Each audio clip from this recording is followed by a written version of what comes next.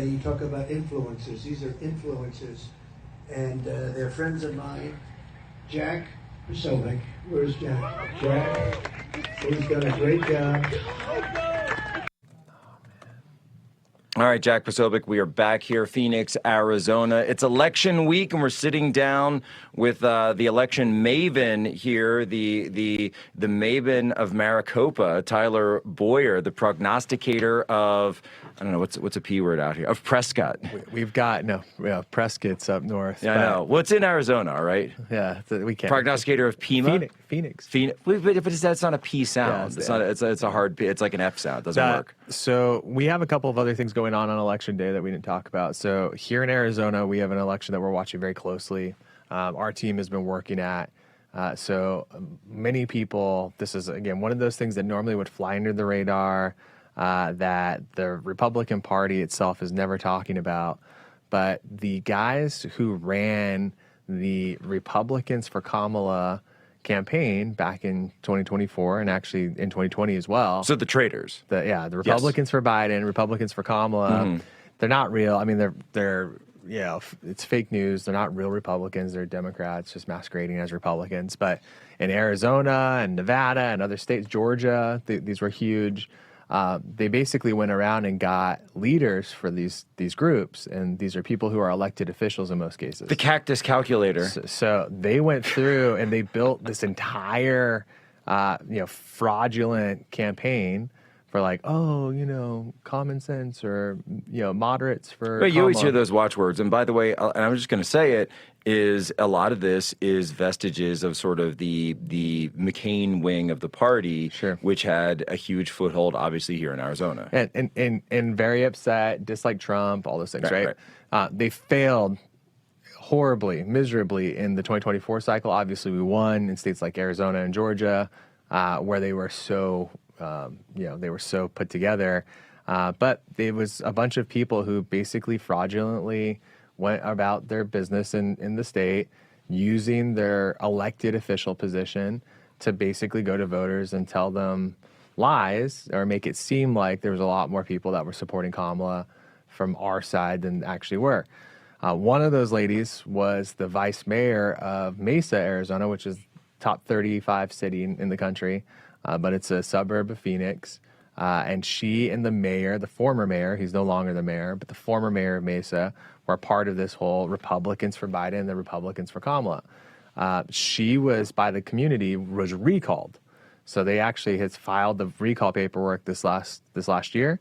And so her election is on Tuesday, which is to determine whether or not she's going to be removed from office for a number of different things, lots of anti-conservative things, but the most obvious one that people are aware of is that she was, leading the charge for Republicans for Kamala.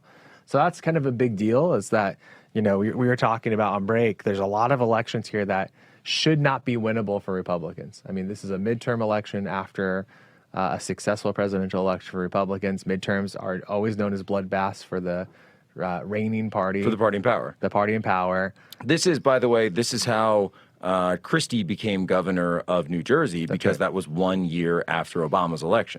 That's right. And so it's a tough job to basically. Hey, another Republican for Harris, by the way. That's right, another Republican.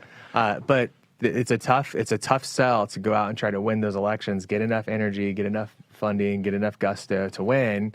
And so you're going to have some of these situations where it's going to look like to some it's going to be depressing to lose. If we lose, right? Again, there's no one looks at the New York City mayor's race as a win for conservatives in any kind of any way, shape, or form, right? Like there isn't anything there. But people shouldn't set aside the amount of tenacity that again Jack is giving in New Jersey, that we're seeing from there's some positives that we'll go over during the election recap tomorrow. In Virginia, there's going to be some positives. There will be some positives interspersed all across the state of Virginia. And there's some serious questions as to whether or not the Democrats will be able to flip the AG seat, I should say, because of these comments from Jay Jones. But unfortunately, that actually is looking tighter than I think a lot of people predicted. Well, yeah, you've got the Jay Jones election in Georgia. There's some local elections.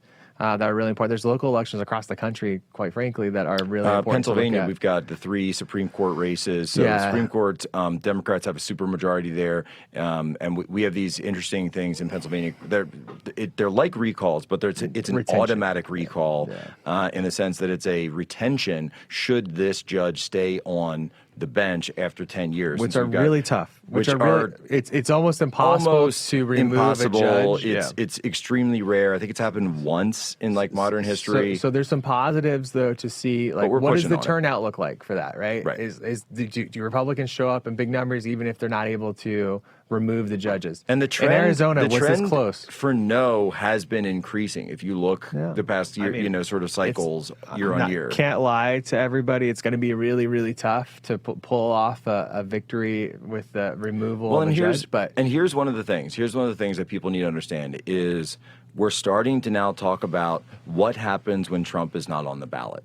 Well, what happens when Trump's not on the ballot, and also how much work does it actually take to do really tough things, especially given the circumstances, which are like how many bodies do you need to actually go chase votes? How many bodies do you need to go, do the work? How much more money needs to be put into these races? And this is why it falls to groups like Turning Point Action, like Cliff Maloney and the PANJ Chase, like Scott Prosser. This is why you need these organizations, because if you don't have a big national race like that, now you actually have to dig in and do the work. You have to do it. And this is what I, kind of, till we're blue in the face, we keep telling everybody about.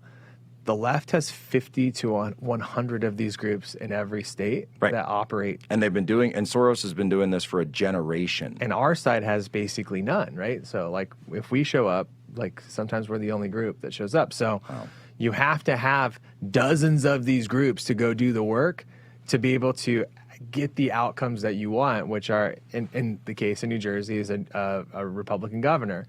And in Arizona, the recall, I mean, we're throwing everything we possibly can. I can look at you in the eyes and say, hey, if it was possible to recall this person, we would have done it because we gave it our all.